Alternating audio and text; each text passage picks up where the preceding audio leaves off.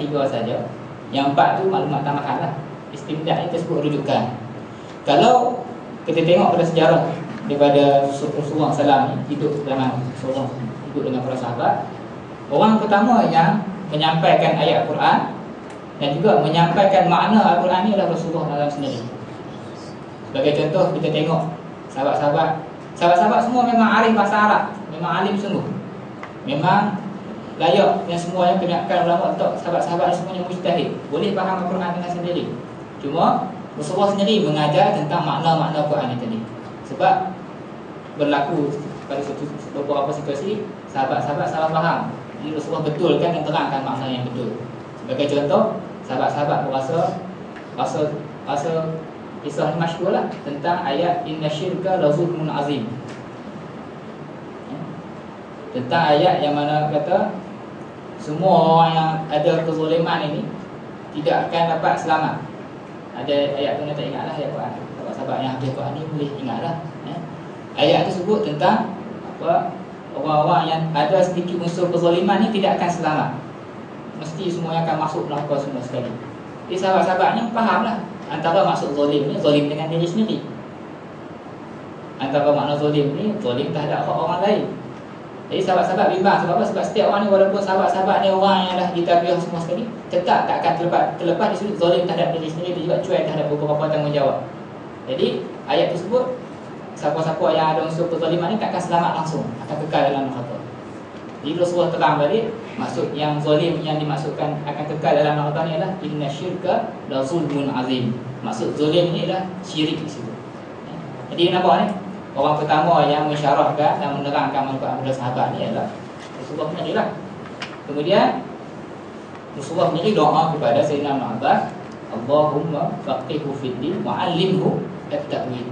Nak tunjuk kepada kita, nak isyarat kepada kita, kerja mentafsirkan Al-Quran ni bukannya khusus kepada aku saya sebagai seorang Nabi, tapi kepada umat-umat aku jugalah yang ada kelayakan dan ada kemampuan untuk mengeluarkan makna-makna Al-Quran itu. Jadi rujukan dia asalnya daripada Rasulullah sendiri. Sebab tu dalam kitab-kitab hadis kita ada kitab tafsir. Ulama-ulama hadis nakalkan tafsiran Rasulullah terhadap ayat-ayat tertentu. Kemudian ada asar yang menakalkan tafsiran sahabat-sahabat terhadap ayat Quran tertentu. Yang disebut tafsiru bil ma'thur ni, tafsir dengan rekod-rekod yang diambil daripada sahabat-sahabat dan juga para tabi'in. Itu rujukan yang pertama. Kemudiannya rujukannya juga ialah ilmu bahasa Arab lah. Sebab ulama Al-Quran ni turun dalam bahasa Arab. Salah satu rujukan yang jadi alat kepada kita untuk membolehkan seorang itu mengeluarkan tafsir yang tepat ialah mesti mengetahui bahasa Arab tu di segala sudutnya. Kalau disebut, kalau kita buka rujukan lebih luas lagi dalam tafsir kita akan sebut syarat-syarat seorang fasir tu mesti ma'rifatul ulum al-arabiyyah tu semua sekali, daripada nahwu, sorof, balaghah, sekian-sekian semua sekali lah. Jadi rujukannya asal daripada sahabat dan tabi'in, kemudian bahasa Arab dan juga ilmu sulfik, juga ilmu yang membantu untuk mengeluarkan kefahaman yang betul terhadap Quran dan Sunnah ni.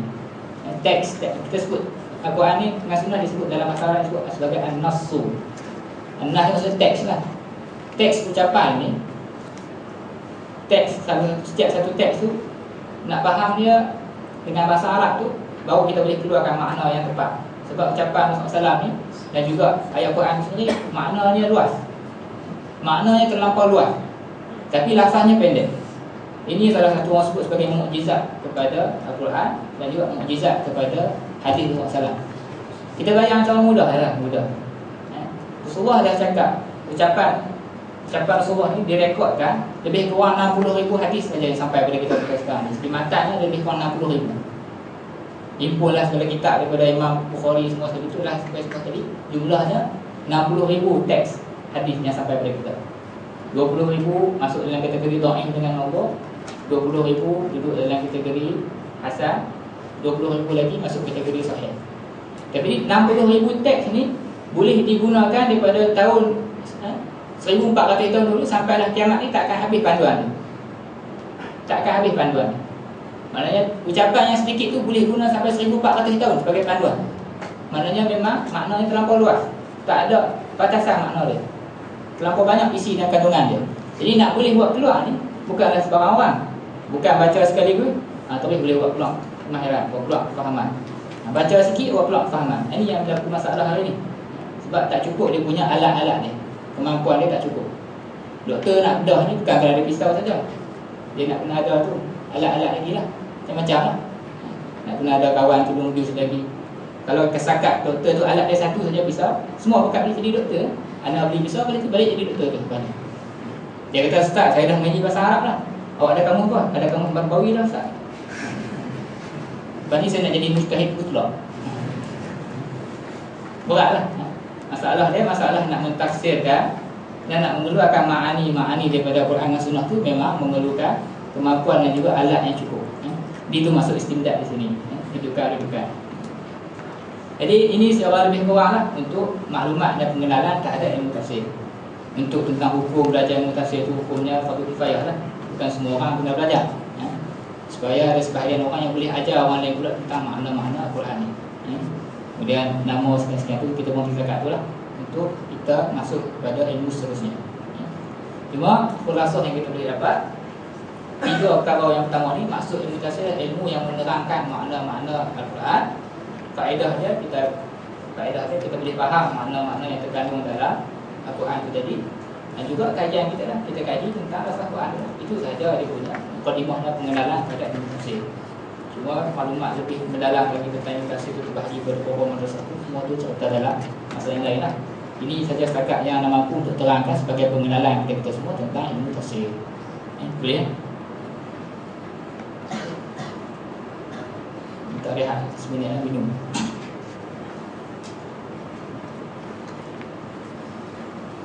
Kita nak buat soalan terus kan, kita nak tunggu dulu. Hujung. Kalau ada soalan simpan hujung lah. Kalau masuk simpan hujung.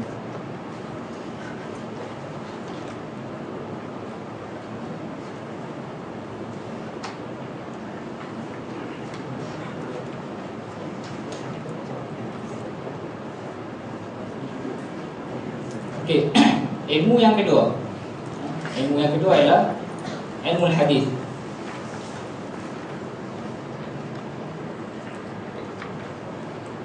Ilmu hadis ni sendiri terbahagi kepada dua. Secara umumnya terbahagi kepada dua lah.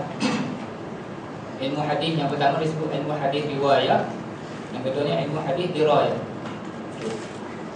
Sebelum kita tengok pada petang ni, sama lah juga kita tengok kembali dari segi praktikal yang berlaku zaman Rasulullah SAW dan juga zaman para sahabat. Sebelum kita nak tengok pembahagian ilmu tu, yang wujud masa zaman Rasulullah SAW hidup ni ialah Rasulullah ada af'al dia, ada perbuatan-perbuatan yang Rasulullah buat sebagai panduan kepada kita. Kemudian ada ucapan Rasulullah sendiri yang Rasulullah ucapkan sebagai panduan kepada kita. Dan juga ada iqrar dan juga pengakuan yang Rasulullah buat, pengiktirafan yang Rasulullah buat supaya jadi panduan kepada umat ini. Itu semualah yang berkaitan dengan Nabi. Ada zat Rasulullah SAW, diri Rasulullah SAW. Kemudian ada af'al, ada perbuatan, ada ucapan dan juga ada pengiktirafan ataupun iqrar. Ada akhlak dan sekian-sekian. Jadi yang berkisar di sekitar Rasulullah SAW. Yang tengok semua ni, yang rekodkan semua ni, yang tengok ialah para sahabat. Sebab sahabat-sahabat lah yang hidup dengan Rasulullah SAW. Yang tengok, yang duduk sekali, yang hidup sekali, yang keluar pergi perang sekali, yang dengar kuliah Rasulullah SAW, ada yang diangkat barang seimat Rasulullah. Jadi kehidupan semua tu direkodkan daripada awal sampai habis oleh para sahabat radhiyallahu anhum ajma'in. Jadi segala perbuatan dalam tempoh 23 tahun zaman nubuwah itu, zaman wahyu itu 23 tahun, kesemua tu direkodkan oleh semua sahabat. Cuma rekod itu pecah kepada beberapa orang sahabat. Bukannya seorang tu dia tengok semua sekali. Ada bahagian yang hanya isteri Rasulullah SAW saja yang tahu. Ada bahagian hanya beberapa orang sahabat yang ikut pergi perang Rasulullah saja yang tahu. Jadi tak semua sahabat keluar pergi perang, tak semua sahabat duduk sekali, tak semua. Jadi kerja merekod tu dibahagi secara pecah lah antara para sahabat radhiyallahu anhum ajma'in. Selepas Rasulullah SAW sudah tidak boleh, setelah Rasulullah wafat, intaqala ila rafiqil a'la, kerja merekodkan. Dia bukan rekod. Kita ada yang pertama rekod, bukan rekod. Payah dekat bahasa Arab ni. Kerja pertama rekod, kerja kedua report. Bukan report ni, kena faham, report ni bukan SP. Report ni maksudnya reporter. Faham? Melaporkan, menyampaikan. Kena faham ni. Jadi sahabat-sahabat dia buat kerja yang pertama dia rekod, yang kedua dia laporkan kepada orang lain pula. Ini nama dia kerja an-naqlul. Al-riwayah tu maksud dia bahasa mudah kita ni sebut report ni, melaporkan. Al-akhbar, ikhbar, menyampaikan, menceritakan. Jadi cerita tentang sifat Rasulullah, cerita tentang ucapan Rasulullah, cerita tentang perbuatan Rasul dibuat oleh para sahabat selepas Rasulullah sudah kembali ke Rasulullah. Usaha dan juga amal ni, perbuatan dan juga usaha lah. Al-juhdu ni satu usaha yang cukup besar ni, menyebabkan segala ucapan, segala rekod perbuatan, segala rekod panduan Rasul telah disimpan oleh umat Islam zaman berzaman dan dinakalkan, tak hilang sedikit. Ini tak berlaku pada zaman Nabi-Nabi yang sebelum ni. Tak ada langsung dalam sejarah manusia, maksud sejarah manusia ni, perbuatan dia direkod daripada A sampai Z, daripada kecil sampailah kepada besar, dan tidak dilepaskan barang sedikit pun. Direkod semua sudut perbuatan dia, melainkan orang yang bernama Muhammad SAW. Jadi kerja menakal dan juga melaporkan ini diteruskan, dimulakan oleh para sahabat. Kemudian bila madrasah sahabat ni habis satu generasi yang sambung kerja ni, tabi'in. Dia nak bagi tahu maksud hadis yang pertama ni, ilmu yang pertama disebut ilmu ar-riwayah. Ilmu riwayah ni ilmu laporkan, ceritakan apa yang dibuat, apa yang disebut, apa yang berlaku dan sekian-sekian yang berkaitan dengan Rasulullah SAW. Ini yang pertama, ilmu ar-riwayah. Ilmu ar-riwayah ni kalau kita nak letak kataan mudah nak sebut dia, amaliyatun naqli. Proses menakalkan, proses melaporkan, proses menceritakan, proses al-ikhbar, menceritakan, mukhabar. Ini yang pertama yang berlaku. Tapi peringkat awal okeylah. Peringkat awal semuanya sahabat-sahabat, semuanya adil belaka, semuanya tak menipu belaka, semuanya semua tulis dengan tepat. Tidak ada tokok tambah. Tak ada yang petang bendera jadi pisau semua, tak ada. Semuanya berlaku dengan tepat lah. Tapi selepas berlaku zaman tabi'in mula berlaku. Lepas sahabat tu biasalah, semakin lama semakin kurang rasa takut kepada Allah Ta'ala, semakin kurang rasa bimbang daripada penipuan ni. Jadi mula berlaku proses report yang tak tepat, melaporkan dengan laporan yang tak tepat, dan juga berlaku penipuan dalam laporan. Jadi asalnya boleh cerita, pakat-pakat masih lapor, pakat-pakat masih nakalkan. Start berlaku kekacauan ini bila berlaku penipuan dan juga kebenaran ni. Ulama-ulama dan juga para sahabat dan juga tabi'in ini mula sedar, kita kena letak satu disiplin, kita letak satu etika, ataupun kita letak satu guideline. Bahasa mudah ni, bahasa bukan mudah lah, bahasa Inggeris ni taklah mudah sangat lah. Semua bahasa masuk bahasa mudah ni bahasa al-muzadawal, bahasa yang selalu digunakan. Letak satu guideline yang boleh kita tentukan cerita mana kita boleh terima, cerita mana kita kena tolak, yang berkaitan dengan Rasulullah SAW. Jadi ilmu yang pertama, ilmu riwayah tu faham? Nak bagi faham cara mudah ni, ilmu riwayah tu kerja report dan nakal dan juga cerita. Ilmu yang kedua nama dia ilmu guideline ni tadi. Ilmu ni nama dia ad-dirayah. Kita kaji dan kita tengok, letak satu disiplin supaya bila setiap laporan yang main kita tu, kita lalukan pada scanner ni, kita anggap scan lah. Ataupun apa lagi nama dia? Scanner macam komputer tu, scan lain kan. Ni, apa tu yang dekat airport tu? Scanner lah. Boleh apa pun. Yang pentingnya bila kita lalukan maklumat ni terhadap guideline tadi, kita boleh keluarkan yang ni dia terima, yang ni tak diterima. Jadi disiplin ataupun guideline tadi ini pun diiktiraf oleh semua ulama, diiktiraf oleh semua ahli falsafah, tidak pernah dikeluarkan oleh sebarang umat melainkan umat Muhammad SAW. Ini antara mukjizat umat Muhammad SAW, Nabi Muhammad SAW. Tak ada orang yang pernah keluarkan disiplin ni, tak pernah keluarkan satu guideline ni melainkan umat Nabi Muhammad SAW. Semata-mata kerana apa? Kerana nak berkhidmat terhadap Rasulullah SAW. Ini kelebihan umat Islam ni. Semuanya nak berkhidmat kepada Rasulullah. Semuanya nak berkhidmat, nak jaga turas ataupun tinggalan yang Nabi ajak kepada kita. Kalau hilang apa yang Nabi ajak, tak ada lah panduan agama. Jadi umat ni sentiasa dia ada satu Bahasa Arab dia ibtikar, bahasa Inggeris dia apa? Bahasa Melayu lupa lah, lama tak. Sentiasa dia akan menghasilkan ilmu-ilmu apa pun ataupun apa saja usaha untuk berkhidmat, untuk bela dan juga jaga apa yang ditinggalkan Rasulullah SAW. Peringkat awal tak perlu kita buat guideline. Tapi bila dah wujud golongan penipu dengan golongan yang cakap betul, kena buat guideline. Maka lahirlah ilmu nama dia Al-Hadis Ad-Dirayah. Okey. Jadi setakat maklumat apa gambaran awal ni kita baca dia kita punya teks yang ada depan mata kita ni, ya. Mabadi' ilmu al-hadis. Pengenalan terhadap ilmu hadis. Tarikh ilmu hadis yang pertama, kita start dengan riwayah lah. Sebab riwayah yang wujud dulu. Ilmun, satu ilmu yashtamilu ala naqli hal. Ilmu yang mengajar kita ataupun menerangkan kita tentang menakwalkan segala benda ma'udhifa ila Nabi sallallahu alaihi wasallam, qawlan sama ada ucapan, atau fi'lan, atau taqriran, atau sifatan. Yang penting naqal. Segala usaha yang melibatkan laporan dan juga penceritaan terhadap segala benda yang berkaitan dengan Rasulullah SAW. Ini nama dia ilmu al-hadis ar-riwayah. Kemudian ini tarikh diambil, tulis kat sini kitab syarah kepada Nukhbatul Fikr oleh Syekh Muhammad Ali Al-Ahmadain. Hampir kebanyakan dalam 4 kotak berkaitan hadis riwayah ni anda ambil daripada kitab Syekh Muhammad Ali Ahmadain, salah seorang ulama besar Azhar, ulama hadis Azhar. Kebanyakan kalau kita rujuk kitab-kitab masalah hadis pun kita akan dapat maklumat yang lebih kurang sama. Disebut ilmu hadis riwayah ni adalah ilmu an-naqlu, menakalkan, meriwayatkan.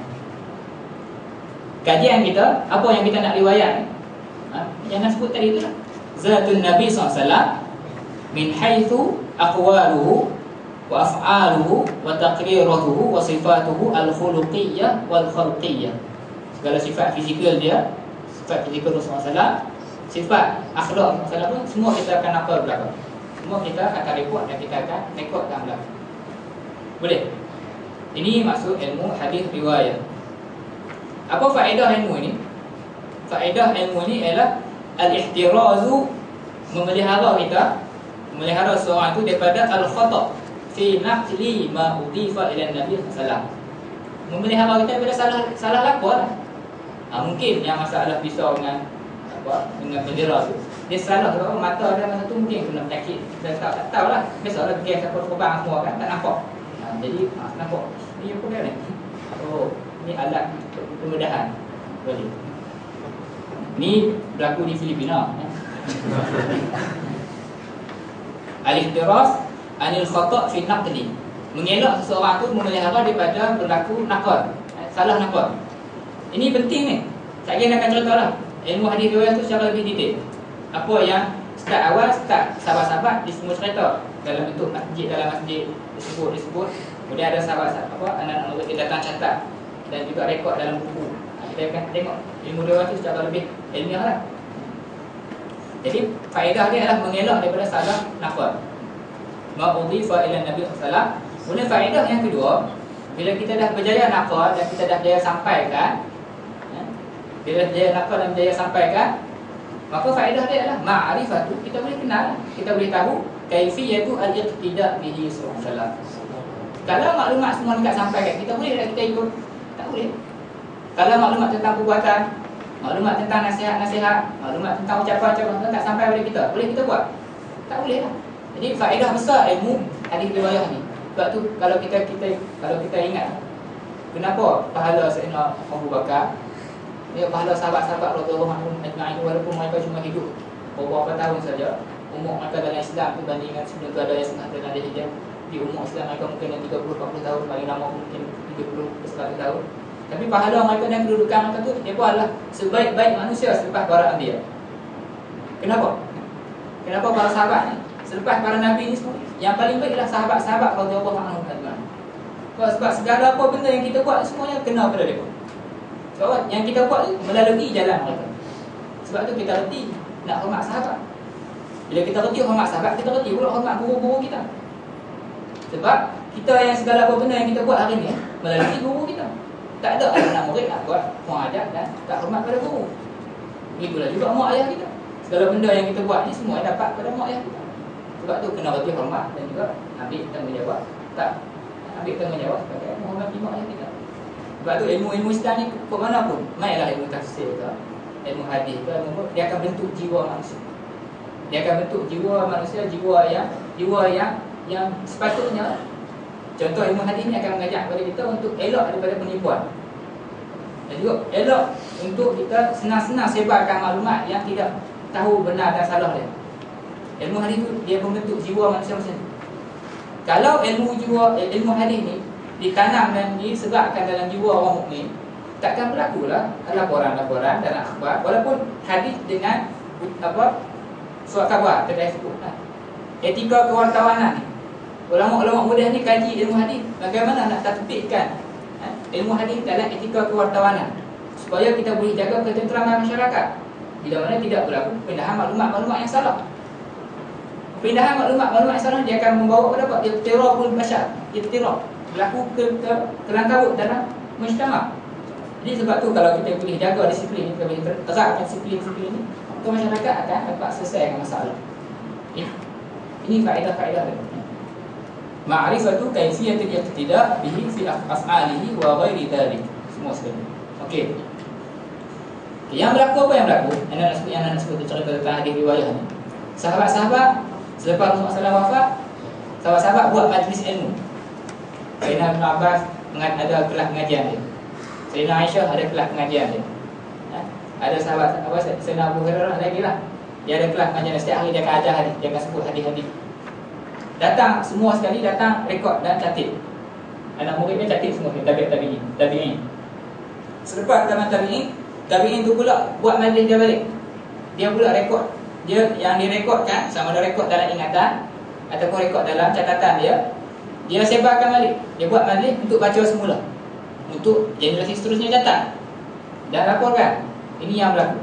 Sebab tu hadis ni sampai kepada kita melalui al-mahfuz yang disebut secara lisan, dan juga sampai kepada kita dalam bentuk catatan. Cuma catatan masa tu tak ramai. Sampailah zaman catatan ni, rekod dalam bentuk buku bertulis ni tak ramai yang buat. Ada tapi tak banyak, dan mungkin terpisah-terpisah. Tidak ada satu usaha yang membentuk usaha rasmi daripada kerajaan Islam masa tu. Usaha ketika tu melibatkan usaha individu ataupun usaha sahabat-sahabat ni, tapi tak ada arahan rasmi disebut pihak kerajaan, urusan kenegaraan untuk jadikan urusan rasmi negara untuk menghimpunkan hadis ini dalam satu himpunan yang dapat dijaga. Zaman 100 Hijrah itu zaman Sayyidina Umar bin Ali ni wafat 101 Hijrah. 101 atau 102 lah. Tak boleh sama tadi. Sayyidina Umar bin Ali bila dia tengok sahabat-sahabat telah ramai yang meninggal, ulama-ulama hadis telah ramai yang tak ada, dan berlaku peperangan, bila keluar pergi jihad ada setengah yang meninggal, Sayyidina Umar bin Ali keluarkan arahan rasmi. Ini dia jadikan sebagai projek negara. Projek negara untuk himpunkan dan rekodkan segala yang berkaitan dengan masalah. Itu dia keluarkan arahan kepada Syekh Muhammad Ibn Shihab Az-Zuhri. Imam Muhammad Ibn Shihab Az-Zuhri ni dia yang kena laksanakan. Kalau kita sebut macam dengan konteks zaman kita ni, lebih kurang macam zaman Suruhanjaya. Tubuhkan satu Suruhanjaya untuk himpunkan, rekodkan hadis-hadis masalah ni, dan juga segala benda yang berkaitan dengan masalah. Daripada arahan rasmi inilah ulama-ulama selepas pada itu dapat semangat untuk himpun dan rekodkan segala yang berkaitan dengan masalah. Rekod, kemudian sebarkan. Rekod dan sebar. Sampailah pada zaman Imam Malik karang kitab nama Al-Muwatta. Kemudian Imam Bukhari karang Sahih Imam Bukhari. Sekian-sekian sampailah pada zaman Imam Baihaqi karang Sunan Kubra sekian. Tapi lebih kurang nak beritahu banyak proses rekod dan juga ambil daripada generasi terdahulu sampai generasi kemudian tu berlaku macam tu prosesnya. Sebab tu dalam majlis, contoh dalam majlis Imam Malik, dia sebut hadis, dia akan baca hadis yang pertama, anak murid akan catat. Bukan setakat tu saja. Bila catat, tak boleh lena dalam kelas. Sebab kalau terlena, hilang dua perkataan.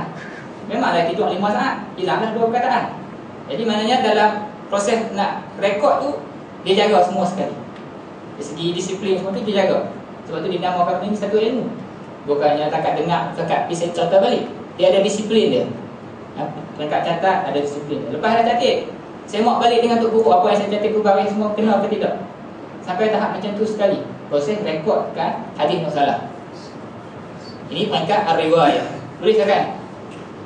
Kemudian bila berlaku masalah yang kita sebut tadi, masalah ada setengah orang tak boleh pakai, ada setengah orang ingatan dia kurang elok, ada setengah puak pula penipu, ada setengah puak pula rekod hadis. Jadi ulama-ulama tengok daripada panduan Rasulullah sendiri. Rasulullah dah ajak dah disiplin asas dia. Rasulullah Quran dah ajak, in ja'akum fasiqun binaba'in fatabayyanu. Ini sebab tu ana kosongkan bahagian istimdad antara tafsir dan juga hadis ni. Sebab apa? Sebab kedua-duanya datang daripada Rasulullah sendiri, datang daripada Quran dan Sunnah sendiri. Yang letak batu asas Rasulullah. Kemudian yang pecah dan huraikan, ni para sahabat radhiyallahu anhu ajma'in. Bila berlaku masalah tadi, masalah keliru antara yang betul dengan yang salah tadi, sahabat-sahabat mula letak garis panduan. Ada juga lah kata Melayu dia. Letak garis panduan ni, yang mana kalau contoh garis panduan yang pertama, dia start pembinaan ilmu macam ni. Memang macam tu. Dia mula daripada kecil, kemudian sampailah dia dah jadi kukuh dari satu ilmu yang khusus. Ilmu hadis macam ni juga lah. Mula sahabat-sahabat kata, kita letak rekod, kalau golongan-golongan penipu, kita tolak, tak terima khabar. Jadi ada satu rekod, ada satu garis panduan. Garis panduan, orang yang dikesan pernah melakukan penipuan, kita tidak akan terima langsung kenyataan dia berkaitan dengan Rasulullah SAW. Ini berlaku. Walaupun dia menipu dalam urusan lain, ulama-ulama akan rekodkan individu sekian-sekian pernah menipu dalam kejadian jual beli. Nama dia direkodkan. Ini disimpan. Lepas pada tu, bila ada generasi kemudian datang, dia nak hadis daripada dia, maka generasi kemudian tu tahu nak tolak ke nak terima hadis. Nampak ni? Bagaimana disiplin ataupun guideline tadi, garis panduan ini dikeluarkan sikit. Zaman tabi'in lebih banyak sikit lagi. Antara guideline lagi dia kata, kalau orang tu laporkan hadis daripada Rasulullah SAW, tapi laporan dia tu tak ada sambung, tidak ada ittisal, tidak bersambung dengan tok guru dia, maka laporan dia juga tertolak. Macam itulah garis panduan tadi tu. Start daripada sikit, direkod, jadilah satu ilmu yang khusus, namanya ilmu al-hadis ad-dirayah. Jadi disiplin ni, garis panduan ni nama dia al-hadis ad-dirayah. Boleh kan? Yang tu yang kita jumpa dalam mustalah hadis ni. Boleh cakap ni? Dapat gambaran ni? Boleh ikutlah, lebih kurang. Jadi kita baca. Ilmu al-hadis dirayah, ilmun, satu ilmu yu'rafu bihi, dikenal, kita dapat kenal dan dapat tahu daripada ilmu ni, halu ar-rawi, keadaan orang yang menceritakan. Kita boleh tahu biodata reporter ni. Biodata ni mula lari. Sebenarnya saya tak suka lari sangat daripada tajuk ni. Tapi bila ada faedah-faedah kita ambil. Rekod-rekod terhadap perawi ni, biodata perawi ni, kalau ulama-ulama, bukan ulama, kalau Jabatan Pendaftaran hari ini, orang-orang yang kerja Jabatan Pendaftaran Negara ni kaji buku-buku yang merekodkan perawi ni, dia akan terkejut. Sebab rekod dalam rekod perawi ni sama macam rekod Jabatan Pendaftaran Negara. Jabatan Pendaftaran Negara setakat rekod tarikh lahir, bangsa, agama, itu pun padang sikit sekarang ni. Kemudian ada rekod lagi alamat sekian-sekian. Tapi rekod di sisi muhadis ni tadi, dia bukan setakat rekod yang tu saja. Dia ada tarikh wafat, ada tarikh milad. Dia rekod masuk sekolah mana, ada rekod persekolahan. Masuk sekolah tu dia rekod tok guru dia siapa. Kemudian dia rekod kawan ni buka sekolah, siapa pula anak murid dia. Dia rekod guru dan dia rekod jumlah anak murid, nama seorang-seorang. Pula nama seorang-seorang tu lengkaplah rekod apa? Rekod biodata tadi. Tiap seorang. Tak berhenti setakat tu. Dia rekod pula tambah, ini dulu pernah melakukan kes jenayah. Rekod perangai pula. Sungguhlah ni, pernah melakukan penipuan. Ini pernah dirotan sebanyak 3 kali kerana lompat pagar. Lompat pagar pun kena rotan. Yalah, bukan lompat pagar hari sukan, lompat pagar ni keluar pergi makan ni. Lompat hari sukan tak kuat lah. Jadi dia punya rekod tu tak berhenti setakat biodata yang zahir. Dia sampai ke biodata yang melibatkan akhlak dan juga perangai seseorang perawi tadi. Rekod tu lengkap. Kalau kita buka buku-buku perawi ni, kalau pergi maktabah, buku yang cerita pasal biodata tu berjilid-jilid. Kalau kita sebut, dia punya, kita nak buat bandingan ni sama lah macam file biodata seseorang tu, rekod lengkap, tak ada yang lari sikit. Lepas pada tu orang akan rekodkan, ini dia punya level dia A, reporter yang baik. Yang kedua, ini reporter yang B bermasalah. Yang ketiga, rekod ini mungkin boleh terima atau mungkin boleh tak terima. Contoh Sinar Harian, contohlah. Dan lebih kurang macam tu lah nak sebut. Dia punya perbandingan dia. Yang ni contoh-contohnya bagi faham. Kena faham lah, bukan saya saja nak sebut. Semua boleh terima belakang. Allah, belilah. RM2 tak okey, RM1 pun tak okey. Beli belakang, baca semua. Cuma nak bagi tahu proses dia macam tu.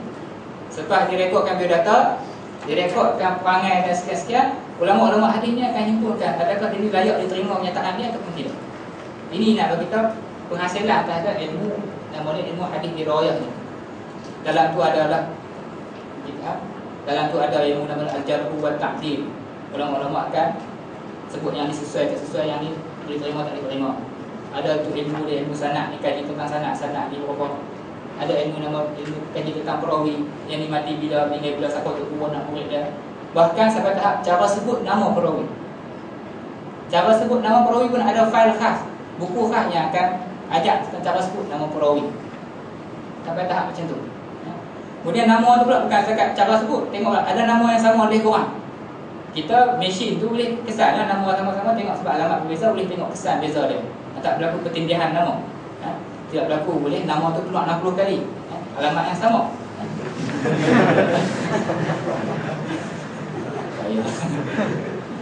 Yalah, rekod kadang tak padam.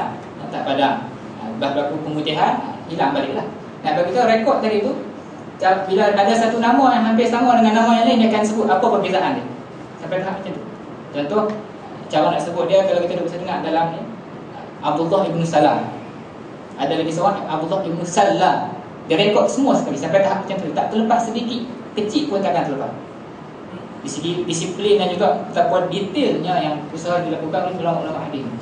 Untuk pastikan apa? Satu yang pertama dia nak pastikan yang sampai pada kita tu semuanya safi.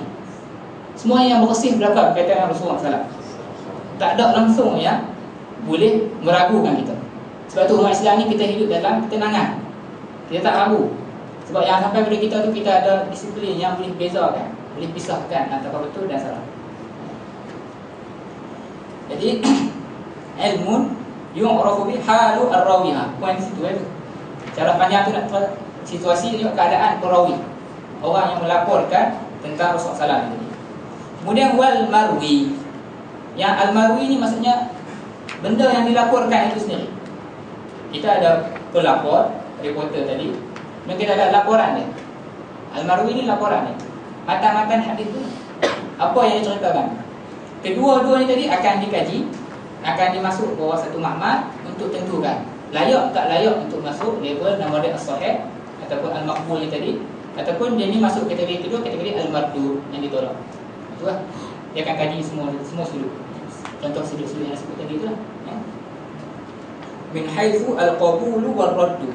Kita akan kaji dua-dua ni dari sudut diterima ataupun ditolak. Al-mawdu' kajiannya apa? Boleh? Ta'rif ilmu hadis riwayah ni nampak kan? Ar-rawi wal marwi. Bahan kajiannya kita kaji reporter tadi dan kita kaji laporan dia. Kita bandingkan, kita ambil hari ni 4 surat khabar kita. Isu yang sama. Yang ni kata jumlah kehadiran sekian-sekian. Yang ni kata sekian-sekian. Yang ni kata sekian. Jadi kita nak tahu yang betulnya, telefon orang Hafiz sendiri tanya. Orang nak yang mana. Jadi nampaknya disiplin tu. Cara bagaimana nak tentukan dia punya kebenaran ataupun tidak. Kita akan kaji tentang perawi itu sendiri, dan kita akan kaji tentang laporan dia pula, dan sekali kita akan keluarkan nanti. Faedah dia, faedah ilmu hadis riwayah ni. Faedah dia, macam kita sebut tadi itulah. Ma'rifatu ma yuqbalu. Tahu apa yang diterima, wa ma'rifatu ma yuraddu. Apa yang ditolak, apa yang tak terpakai. Minal ahadits an-nabawiyyah. Dibanding hadis-hadis, hadis disebut hadis ni semua tadi itulah. Aqwal, sifat sekian-sekian tadi. Yang mana yang tertolak dan mana yang tak tertolak. Yang ini pun sama lah. Sama juga dia punya proses penyusunan dia macam ilmu usul fiqh. Awalnya ada pada zaman sahabat tabi'in. Orang yang pertama rekodkan dan himpunkan semua sekali itu dan matangkan kajian dia ialah Imam Syafi'i. Yang ini pun sama juga berlaku dengan apa yang berlaku pada ilmu usul fiqh. Benda-benda disiplin tadi, dari panduan tadi adalah pada zaman Rasulullah. Rasulullah dah ajar. Kemudian sahabat-sahabat nampakkan pada tabi'in juga, kemudian buat himpunan dan matangkan lagi garis panduan tadi dan lengkapkan. Jadi orang pertama yang karang dan himpunkan kesemua ni tadi dalam satu karangan ataupun dalam satu kajian, dalam satu buku yang khusus ialah Al-Qadhi Abu Muhammad Ar-Ramahul-Muzi. Dia punya tarikh wafat dia 316 Hijrah. Maknanya dah kita ke belakang lah dari segi himpunan tu. Himpunan yang bentuk bertulis, rekod yang ada pada kita. Dari segi wujud dia memang dah ada wujud dah. Cuma catatan itu. Sebab apa? Umat Islam ni peringkat awal tahun 100, 200, 300, kebanyakannya umat Islam ni ingatan masih kuat. Apa? Al-i'timad ala al-mahfuz akthar min al-i'timad ala al-maktub. Berpegang kepada yang dalam ingatan tu lebih kuat pada zaman tu. Macam kita lah. Nak bagi tahu mudah, mula-mula kita guna buku. Zaman guna buku, ada zaman kemudian sikit main guna PDF. Apa dia punya dia punya perubahan adat tu.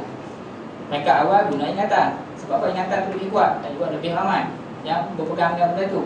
Kemudian bila geng-geng yang ingatan kuat ni sudah mula kurang, mula tumbuh pada Alkitabah. Macam kita lah, mula-mula guna buku, kemudian guna CD, dah kali guna pendrive. Dah kali tak tahu lah pula nak guna apa lagi kan. Cuma maknanya benda tu perkembangan zaman yang normal. Sebab ada semua orang fikir, pasal apa mula-mula guna ingatan, lepas tu guna buku pula. Pasal apa tak guna buku pada awal-awal lagi. Jawapannya benda tu perubahan yang normal dalam mujtama' basyari. Perubahan yang berbentuk benda yang biasa dalam kelompok manusia ni. Al-Qadhi Abu Muhammad Ar-Ramahul-Muzi, sampailah ulama-ulama tu himpun dan juga kaji keluar lah. Yang paling matang sekali kajian dia ulama tersebut dia sampai sekarang zaman Al-Hafidh Ibn Hajar lah. Segala bahas-bahas tentang disiplin, bagaimana nak tentukan betul tak betul hadis ini, yang himpun semua sekali dan lengkapkan kaji semua itu zaman Imam Ibn Hajar dalam sekolah ni. Jadi al-istimdad tu samalah macam saya tadi. Bahan istimdad ni rujukan daripada mana tu kan? Daripada ashab Rasulullah, ashab para sahabat, para ulama-ulama hadis dan juga ulama-ulama hadis semua tu yang berdasarkan rekod sampai kepada kita. Kalau kita nak buat khulasah ataupun kita nak buat ucapan yang ringkas untuk gambarkan apa ilmu hadis riwayat, apa ilmu hadis riwayat. Hadis riwayat ni kerja melaporkan, merekodkan. Ni khulasah kita boleh buat semua faham dah. Kerja hadis riwayat ni kerja dia ataupun kataan mudah disebut qanun at-tathabbut. Qanun at-tathabbut. Garis panduan untuk menentukan benar ataupun tidak. Kita mahu sebut sebagai qanun at-tathabbut. Itu saja.